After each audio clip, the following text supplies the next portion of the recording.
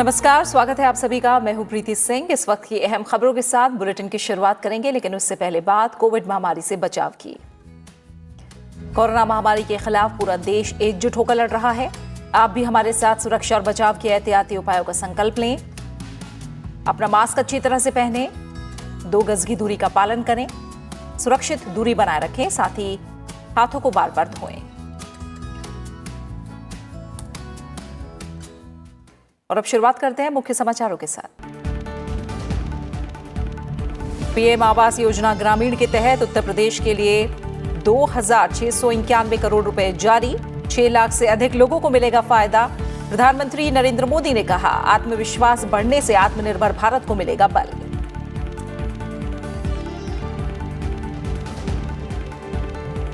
संसद के बजट सत्र के लिए 30 जनवरी को होगी सर्वदलीय बैठक। प्रधानमंत्री नरेंद्र मोदी करेंगे अध्यक्षता। सभी दलों को दी जाएगी विधायी कामकाज की जानकारी। विपक्ष के सुझाव को भी सुनेगी सरकार। कोरोना महामारी के खिलाफ लड़ाई में भारत का पड़ोसी देशों को तोहफा। भूटान और मालदीव पहुंची वैक्सीन की खेप। भारत में अब तक 7,86,000 से ज्यादा लोगों का लगाया गया टीका।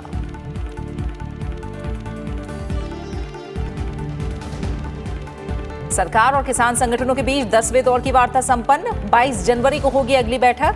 सुप्रीम कोर्ट की तरफ से नियुक्त पैनल कल करेगा किसानों से मुलाकात। और अमेरिका के अगले राष्ट्रपति के तौर पर जो बाइडेन अब से कुछ देर बाद लेंगे शपथ। कमला हैरिस संभालेंगी अमेरिकी उपराष्ट्रपति का पदभार। डोनाल्ड ट्रंप ने व्हाइट हाउस को किया अलविदा। अपने कार्यकाल को बताया यादगार।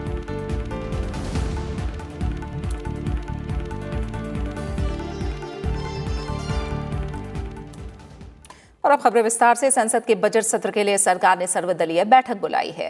ये बैठक 30 जनवरी को डिजिटल माध्यम से होगी। प्रधानमंत्री नरेंद्र मोदी सर्वदलीय बैठक की अध्यक्षता करेंगे। बैठक में शामिल होने के लिए सभी दलों के नेताओं को निमंत्रण दे दिया गया है। संसदीय कार्य मंत्री प्रहलाद जोशी ने इस बैठक के बारे में जानकारी दी है। उन्होंने कहा कि बैठक के दौरान सरकार की तरफ से सत्र के दौरान प्रस्तावित विधायी कामकाज की रूपरेखा पेश की जाएगी। साथ ही विपक्ष के सुझाव को भी सुना जाएगा। 29 जनवरी से बजट सत्र की शुरुआत हो रही है और 1 फरवरी को संसद में आम बजट पेश किया जाएगा। संसद का बजट सत्र 2 भाग में होगा। पहला चरण 29 जनवरी से 15 फरवरी तक चलेगा। वहीं दूसरा चरण 8 मार्च से 8 अप्रैल तक आयोजित होगा। कोविड महामारी के मद्देनजर सत्र के दौरान राज्यसभा की कार्यवाही सुबह 9 बजे से दोपहर 2 बजे तक होगी, जबकि लोकसभा की कार्यवाही शाम 4 बजे से रात 9 बजे तक होगी।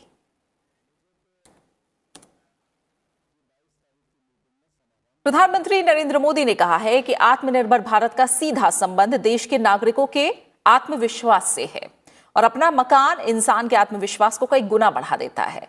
उन्होंने आज वीडियो कॉन्फ्रेंसिंग के माध्यम से उत्तर प्रदेश में 6 लाख से अधिक लाभार्थियों को वित्तीय सहायता जारी करते हुए ये बात कही। राज्य में योजना के तहत कुल 22 लाख घर बनाए जा रहे हैं। प्रधानमंत्री ने कहा कि ये आवास योजना ग्रामीण क्षेत्रों में महिलाओं के सशक्तिकरण का भी माध्यम बन रहे हैं।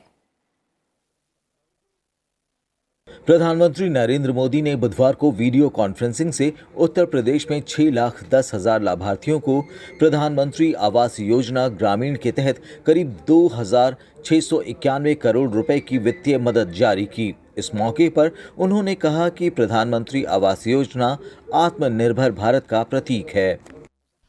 आत्मनिर्भर भारत का सीधा संबंध देश के नागरिकों के आत्मविश्वास से है और घर एक ऐसी व्यवस्था है, एक ऐसा सम्मानजनक तोहफा है जो इंसान का आत्मविश्वास कई गुना बढ़ा देती है। अगर अपना घर होता है तो एक निश्चिंतता होती है। प्रधानमंत्री ने कहा कि आजादी के 75 साल पूरे होने तक हर गरीब परिवार को पक्का घर देने का लक्ष्य है। छोटी सी अवधि में गरीबों के लिए इस योजना के तहत 2 करोड़ से अधिक घर बनाए गए हैं। गरीब को पक्की छत देने के लिए प्रधानमंत्री आवास योजना ग्रामीण शुरू की गई थी।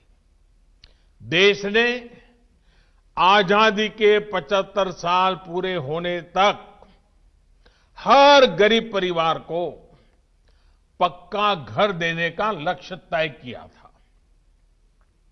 इस लक्ष्य को पूरा करने के लिए बीते वर्षों में लगभग 2 करोड़ घर सिर्फ ग्रामीण इलाकों में ही बनाए गए हैं।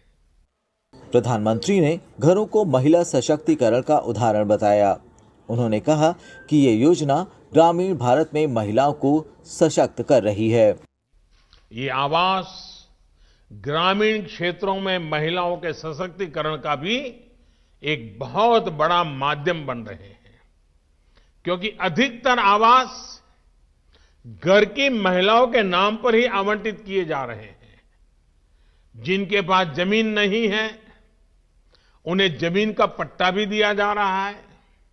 प्रधानमंत्री ने इस अवसर पर खीरी, चित्रकूट, वाराणसी, अयोध्या और सहारनपुर जिलों के कई लाभार्थियों से भी बात की। और अभी पक्का घर बनने से क्या होगा? बहुत लाभ हो जाएगी सरकार। हाँ, बहुत अच्छा हो जाएगी, बन जाएगी तो अच्छा हो जाएगी, हाँ। नीक लगेगी, बड़े अभी हम सुरक्षित रहेंगी, लड़का बच्चा रहेंगे। प्रधानमंत्री ने कहा कि देश की कोशिश है कि मूलभूत सुविधाओं में गांव और शहर के बीच का अंतर कम किया जा सके। गांव में भी जीवन उतना ही आसान हो सके जितना बड़े शहरों में है। अब तक प्रधानमंत्री आवास योजना ग्रामीण के तहत देश में 1 करोड़ 26 लाख घरों की चाबी लाभार्थियों को दी जा चुकी है। प्रधानमंत्री नरेंद्र मोदी की अध्यक्षता में हुई केंद्रीय मंत्रिमंडल की बैठक में कई फैसले लिए गए हैं। मंत्रिमंडल ने जम्मू कश्मीर में 850 मेगावाट के राटल हाइड्रो पावर प्रोजेक्ट में 5,281.94 करोड़ रुपए के निवेश के प्रस्ताव को मंजूरी दी है। वहीं ये परियोजना जम्मू कश्मीर के किश्तवाड़ जिले में चिनाब नदी पर बनेगी। इसका निर्माण राष्ट्रीय जल विद्युत ऊर्जा निगम, जम्मू और कश्मीर राज्य विद्युत विकास निगम लिमिटेड मिलकर करेगा, जिसमें एनएचपीसी की हिस्सेदारी 51% की होगी। परियोजना में करीब 4,000 व्यक्तियों को प्रत्यक्ष और अप्रत्यक्ष रूप से रोजगार मिलेगा और एक केंद्र शासित प्रदेश जम्मू और कश्मीर के सामाजिक आर्थिक विकास में योगदान देगा। इसके अलावा मंत्रिमंडल ने भारत और उज्बेकिस्तान के बीच सौर ऊर्जा के क्षेत्र में सहयोग के लिए समझौता ज्ञापन पर हस्ताक्षर करने को मंजूरी दी है। इस समझौता ज्ञापन के तहत भारत का NISE नवीन और नवीकरणीय ऊर्जा मंत्रालय और उज्बेकिस्तान के अंतर्राष्ट्रीय सौर ऊर्जा संस्थान मिलकर सौर ऊर्जा के क्षेत्र में परियोजनाओं की पहचान करेंगे।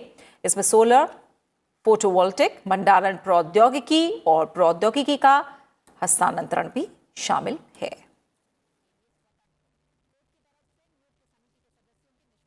दिल्ली के विज्ञान भवन में आज सरकार और किसान संगठनों के नेताओं के बीच 10वें दौर की वार्ता हुई। हालांकि इस वार्ता में कोई ठोस नतीजा नहीं निकल सका। सरकार और किसान संगठनों के बीच अब अगले दौर की वार्ता 22 जनवरी को होगी। हमने विस्तार पूर्वक उन्हें कहा कि कानूनों पर विचार करना है और आंदोलन से जुड़े विभिन्न पहलुओं पर विचार करना है, तो निश्चित रूप से समय तो चाहिए, और समय चाहिए तो वो समय 6 महीने का भी हो सकता है, 1 साल का भी हो सकता है, 1.5 साल का भी हो सकता है। और सरकार 1-1.5 साल तक भी कानून के क्रियान्वयन को स्थगित करने के लिए सहमत है। इस दौरान किसान और सरकार के प्रतिनिधि मिलकर समस्याओं का हल खोजें और जो समाधान हो उस समाधान को आगे बढ़ाया जाए। नीति आयोग ने आज इंडिया इनोवेशन इंडेक्स 2020 का दूसरा संस्करण जारी किया। सूचकांक नवाचार संचालित अर्थव्यवस्था को बढ़ावा देने को लेकर सरकारों की प्रतिबद्धता को दिखाता है। इंडिया इनोवेशन इंडेक्स जारी करते हुए नीति आयोग के उपाध्यक्ष राजीव कुमार ने कहा कि सूचकांक दिखाता है कि राज्यों ने नवीन पारिस्थितिकी तंत्र को बेहतर बनाने का प्रयास किया है और इनोवेशन को लेकर देश सही दिशा में आगे बढ़ रहा है। उन्होंने कहा कि सरकारी और निजी क्षेत्र के विभिन्न विज्ञान और प्रौद्योगिकी संस्थान के बीच समन्वय व्यवस्था में सुधार की आवश्यकता पर जोर दिया गया है। Very technologically turbulent world where technology, innovation, artificial intelligence, deep machine learning, robotization, the biochemical revolution, the coming together of bio and artificial intelligence, all of that means that innovation will be the key as we go forward. And therefore, in that context, trying to spur innovative activity at the state level, I think is important. और इस मौके पर नीति आयोग के CEO Amitabh Kant ने कहा कि innovation देश को आत्मनिर्भर बनाने और $5 ट्रिलियन की भारतीय अर्थव्यवस्था की ओर बढ़ने में अहम भूमिका निभाएगा। उन्होंने कहा कि नवाचार सूचकांक राज्यों और केंद्र शासित प्रदेश के बीच प्रतिस्पर्धात्मक संघवाद को बढ़ाएगा। This is in line with what Niti Aayog has been doing to push the spirit of competitive federalism.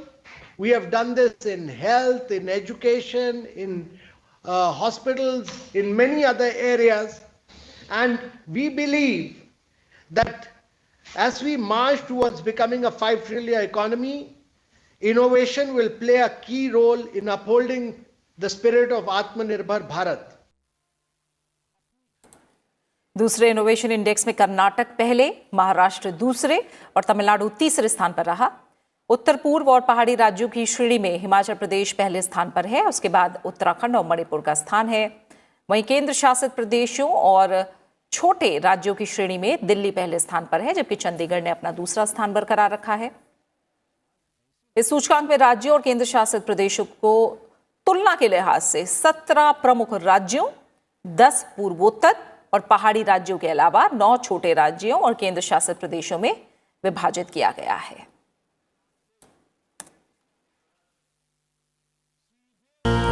Break के बाद आपका स्वागत है। मुख्य निर्वाचन आयुक्त सुनील अरोड़ा ने कहा है कि असम में गृह मंत्रालय के दिशा निर्देशों के अनुरूप जिन लोगों के नाम राष्ट्रीय नागरिक रजिस्टर में शामिल नहीं किए गए, वो भी अपने मताधिकार का प्रयोग कर सकते हैं। मुख्य चुनाव आयुक्त के नेतृत्व में निर्वाचन आयोग का दल असम में विधानसभा की चुनाव तैयारियों का जायजा लेने के लिए पहुंचा। 3 दिवसीय इस दौरे में आयोग ने विभिन्न हितधारकों के साथ मुलाकात की। मुख्य चुनाव आयुक्त ने बताया कि सभी राजनीतिक दलों ने आगामी चुनाव को निष्पक्ष और शांतिपूर्ण ढंग से संपन्न कराने के लिए आयोग को पूरे सहयोग का आश्वासन दिया है। उन्होंने ये भी कहा कि असम में चुनाव से संबंधित सभी लोगों को जरूरी व्यवस्थाएं करने के लिए कहा गया है।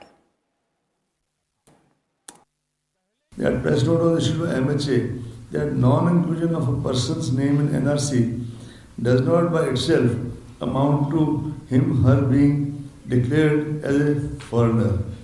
By implication, such persons remain on the voter list and shall be eligible to vote until a decision is taken by the concerned tribunal. Bharat ने सहायता अनुदान के तहत पड़ोसी पहले और सहयोगी देशों को कोविड-19 के टीके की आपूर्ति आज से शुरू कर दी है।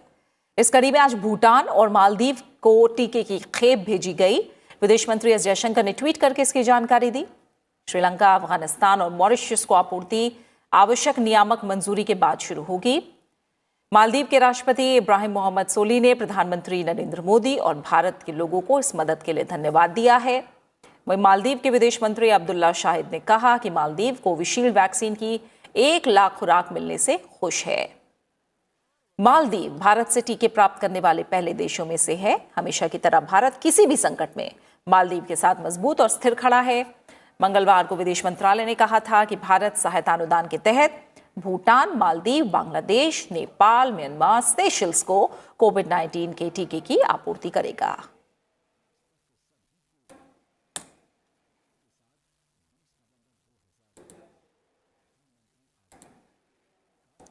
वहीं देश में 16 जनवरी से शुरू हुई कोविड-19 वैक्सीनेशन के तहत अब तक 7,86,000 से अधिक लोगों को टीके लगाए गए हैं। आज 20 राज्यों में 1,12,000 से अधिक लोगों का टीकाकरण किया गया। आज दिनांक शाम 6 बजे तक हमने 7,86,842 लोगों को कोविड का टीका लगाया है और यह सारा टीकाकरण 14,119 सत्रों के माध्यम से हुआ है। ये आंकड़े शाम 6 बजे तक के हैं और प्रावधानिक हैं। आज 6 बजे तक जो आज टीकाकरण हुआ वो 20 राज्यों में हुआ और उसमें सारे देश में 1,12,007 लोगों को टीका लगाया गया।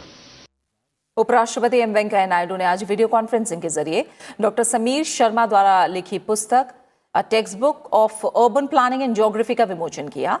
इस मौके पर उन्होंने कहा कि औद्योगिकरण की वजह से शहरों का महत्व बढ़ा है। देश के अलग अलग हिस्सों से लोग शहरों में अवसरों के लिए आते हैं। उन्होंने कहा कि स्थानीय सौंदर्य और परंपराओं के साथ शहरीकरण किया जाना चाहिए। उपराष्ट्रपति ने कहा कि शहरीकरण को न केवल शहरों को जीवनदायी बनाने पर ध्यान केंद्रित करना चाहिए बल्कि लोगों की खुशियों को बढ़ाने के लिए भी काम करना चाहिए। उपराष्ट्रपति ने शहरों को सुलभ, समावेशी और टिकाऊ बनाने का भी आह्वान किया। सिंह और सिंगापुर के रक्षा मंत्री डॉक्टर एनजी इंग ने आज 5वीं भारत सिंगापुर रक्षा मंत्री संवाद का सह संचालन किया। बैठक का आयोजन वीडियो कॉन्फ्रेंसिंग के माध्यम से हुआ। इस दौरान दोनों रक्षा मंत्रियों ने कोविड महामारी के बावजूद भारत सिंगापुर के बीच लगातार बढ़ रहे मजबूत सहयोग पर संतोष प्रकट किया। दोनों रक्षा मंत्रियों ने पिछले कई वर्षों से रक्षा संबंधित विभिन्न क्षेत्रों में चले आ रहे सहयोग की समीक्षा की। साथ ही रक्षा क्षेत्र में स्थिरता को बढ़ावा देने के लिए आगामी पहलों में साथ देने की प्रतिबद्धता भी जताई। बैठक के दौरान रक्षा प्रौद्योगिकी और रक्षा उद्योग के क्षेत्र में सहयोग बढ़ाने के साथ साथ नए क्षेत्रों में संभावनाओं पर भी चर्चा हुई। बैठक के बाद भारतीय नौसेना ने सिंगापुर की नौसेना के साथ submarine rescue, support and corporation क्षेत्र में समझौता ज्ञापन पर हस्ताक्षर किए। राजनाथ सिंह ने कहा कि आज की बातचीत से दोनों देशों को कई द्विपक्षीय मुद्दों पर लाभ होगा जो आपसी विशेष संबंधों को और मजबूत करने के लिए आगे बढ़ रहे हैं।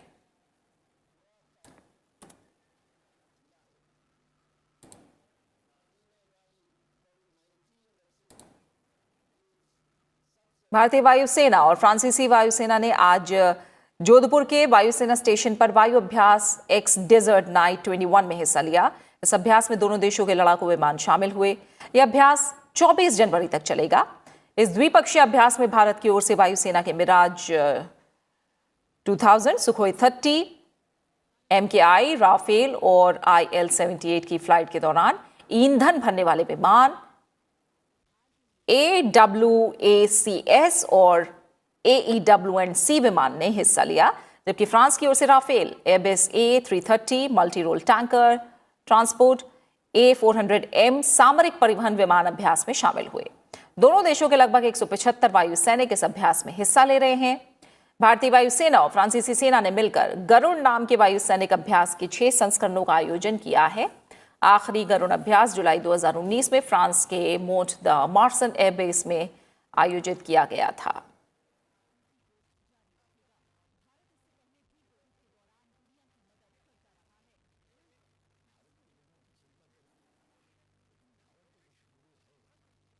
विदेश राज्य मंत्री वी मुरलीधरन संयुक्त अरब अमीरात के 3 दिवसीय दौरे पर हैं। आज उन्होंने यूएई के विदेश राज्य मंत्री अहमद अली अल सईद से मुलाकात की। इस दौरान दोनों मंत्रियों के बीच व्यापार, निवेश, संपर्क, प्रौद्योगिकी, अंतरिक्ष और भारतीय समुदाय के कल्याण से जुड़ी संयुक्त रणनीतिक साझेदारी के विस्तार को लेकर चर्चा हुई। वी मुरलीधरन ने दुबई में अपस्किलिंग एंड ट्रेनिंग सेंटर का उद्घाटन भी किया। इससे पहले मंगलवार को वी मुरलीधरन ने संयुक्त अरब अमीरात के सहिष्णुता और सह अस्तित्व कार्यालय मंत्री शेख नाहयान से मुलाकात की। इस दौरान दोनों नेताओं के बीच भारत और यूएई के लोगों के बीच संबंधों को बढ़ाने और श्रमिक कल्याण से जुड़े मुद्दों पर चर्चा हुई। विदेश राज्य मंत्री ने कल यूएई में भारतीय समुदाय से भी मुलाकात की और उनके विचारों को सुना। कोविड-19 महामारी के दौरान भी भारत और संयुक्त अरब अमीरात के बीच की व्यापक रणनीतिक साझेदारी में घनिष्ठ समन्वय बना रहा। पिछले साल नवंबर में विदेश मंत्री डॉक्टर एस जयशंकर ने यूएई की यात्रा की थी और उनकी इस यात्रा के बाद वी मुरलीधरन की ये यात्रा हो रही है। दोनों देशों के बीच एयर बबल की व्यवस्था भी सफलतापूर्वक चल रही है।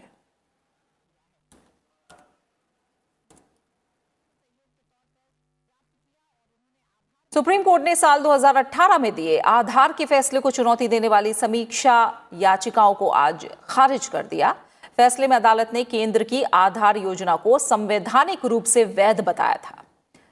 राज्यसभा सांसद जयराम रमेश सहित 7 याचिकाकर्ताओं की याचिकाओं पर सुप्रीम कोर्ट में विचार हुआ।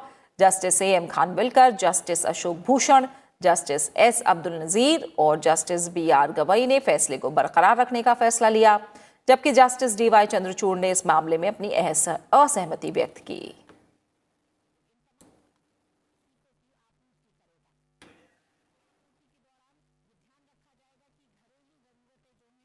और खबर अमेरिका से, जहां अपने नए राष्ट्रपति जो बाइडेन के स्वागत के लिए वो पूरी तरह से तैयार है। नवनिर्वाचित राष्ट्रपति जो बाइडेन अब से कुछ देर में अमेरिका के 46वें राष्ट्रपति के रूप में शपथ लेने जा रहे हैं।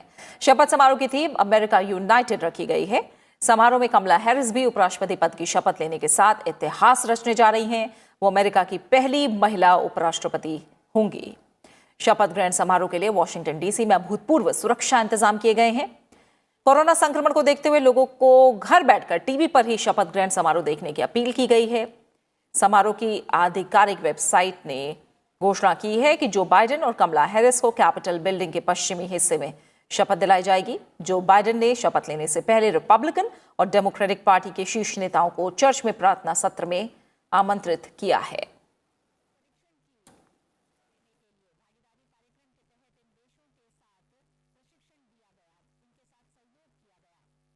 राष्ट्रपति रामनाथ कोविंद ने प्रकाश पर्व पर सिख धर्म के 10वें गुरु गोबिंद सिंह को याद किया। राष्ट्रपति ने अपनी श्रद्धांजलि दी और उन्होंने ट्वीट करके कहा कि गुरु गोबिंद सिंह जी के प्रकाश पर्व के शुभ अवसर पर मेरी श्रद्धांजलि। उनका जीवन मानवता के लिए प्रेरक रहा है। उन्होंने समानता और समावेशिता का प्रचार किया।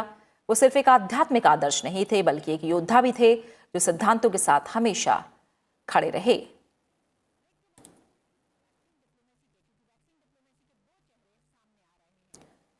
इसके अलावा गुरु गोविंद सिंह जी की जन्म जयंती पर उपराष्ट्रपति एम वेंकैया नायडू ने भी अपनी श्रद्धांजलि दी और उन्होंने कहा कि गुरु गोविंद सिंह जी की जन्म जयंती पर गुरु जी की वीरता, उनके ज्ञान को सादर प्रणाम।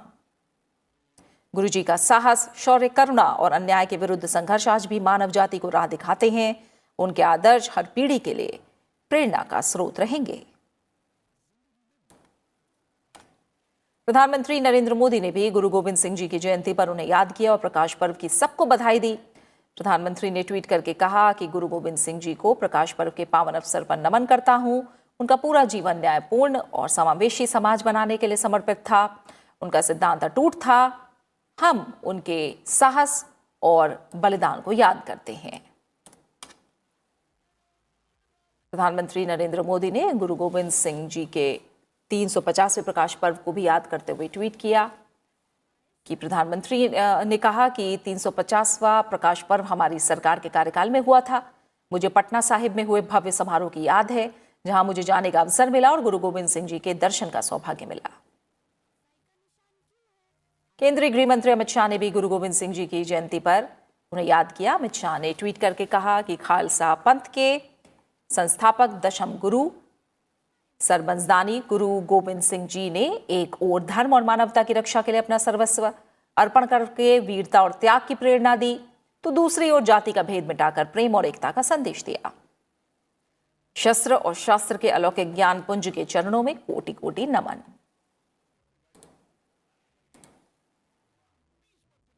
तो चलते चलते एक बार फिर आपसे अपील, कोरोना महामारी के खिलाफ पूरा देश एकजुट होकर लड़ रहा है। आप भी हमारे साथ सुरक्षा और बचाव के एहतियाती उपायों का संकल्प लें। अपना मास्क अच्छी तरह से पहने, 2 गज की दूरी का पालन करें, सुरक्षित दूरी बनाए रखें, साथ ही हाथों को बार बार धोएं। अपना अच्छे से ख्याल रखिए और मुझे इजाजत दीजिए। नमस्कार।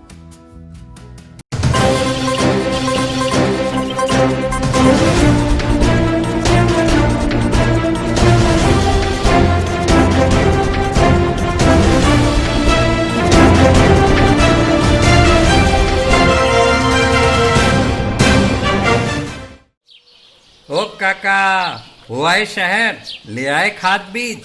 हाँ भाई, लेके तो आया हूँ, पर क्या कहूँ, महंगाई इतनी हो गई है कि समझ में नहीं आता है कि खेती करे कैसे। फसल भी अच्छी नहीं होती है, ये दवाइयाँ नहीं डालूँ तो कर्जा करके लाओ, कैसे भी लाओ, लाना तो पड़ेगा ही। और ये दवाई की दुकान का कर्जा तो ख़त्म होने का नाम नहीं लेता। लाना तो मुझे भी है, पर सब कुछ इतना महंगा है, कहाँ से लाऊं, किससे खरीदूं, किसके पास सही दामों में मिलेगा और क्वालिटी उत्पाद भी मिलेगा या नहीं। अपनी फसलों की सही दवाओं के लिए दूर दूर तक शहरों में जाना और दवाओं को लाना पड़ता है। फसलों के लिए दवाएं सही है या नहीं, ये जानकारी भी नहीं होती। फसलों की कटाई पर सही दाम मिलेंगे या नहीं, इन तमाम मुश्किलों से दूर होने के लिए आइए खेती बाड़ी केंद्र। खेती बाड़ी केंद्र एक ऑनलाइन सेवा केंद्र है जिससे आप अपने मोबाइल के द्वारा जुड़ सकते हैं, जहां आपको अपनी खेती के लिए सही प्रकार की दवाएं मिलेगी, वो भी होलसेल मूल्य पर। वो सभी दवाएं सीधा निर्माता से लेकर आप तक पहुंचाते हैं, यानी कि बीच में होने वाले सारे खर्च की बचत आपकी जेब में। साथ ही साथ दवाओं को लाने और ले जाने की झंझट से भी छुटकारा। अपनी मुश्किलों को दूर करने के लिए आप खेती बाड़ी केंद्र पर एक मिस कॉल करें। खेती बाड़ी केंद्र का किसान मित्र आपसे तुरंत संपर्क करेगा और आपको सभी जरूरी जानकारी देगा। खेती बाड़ी केंद्र की फ्रेंचाइजी लेकर खेती बाड़ी मित्र बनिए और किसानों की सेवा कर देश की तरक्की में भागीदार बने। आज ही संपर्क करें नीचे दिए गए नंबर पर और खेती बाड़ी केंद्र से जुड़े। ये है खेती बाड़ी केंद्र ऐप। अच्छा, किसानों की सरदारी, उन्नत खेती बाड़ी। खेती बाड़ी केंद्र, देश के अन्नदाता की दुकान।